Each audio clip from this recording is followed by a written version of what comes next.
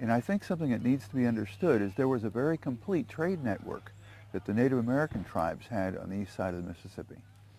And it was largely a foot trade and canoe trade.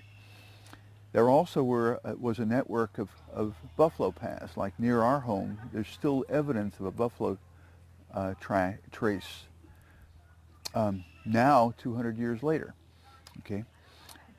These, however, were not suitable for even pack horses. A pack horse needs a swath about 4 to 5 feet wide.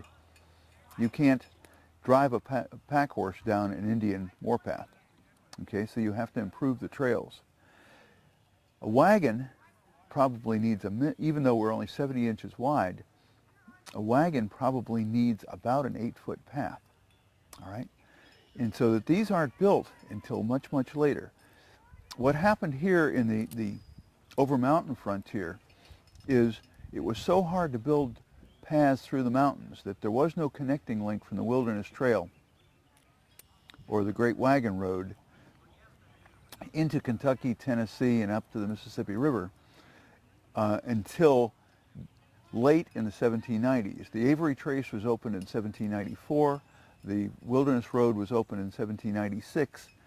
This is fairly late in our history. But what had happened was flatboat trade coming down the Ohio River arrived at Limestone, Kentucky, which now is Maysville and Louisville, and they began building the roads there, so that the Natchez Trace is much earlier than the Wilderness Road.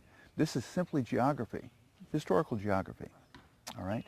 So that these roads connected to the Mississippi River, but there wasn't the link in between across the mountains. That was just too difficult to do.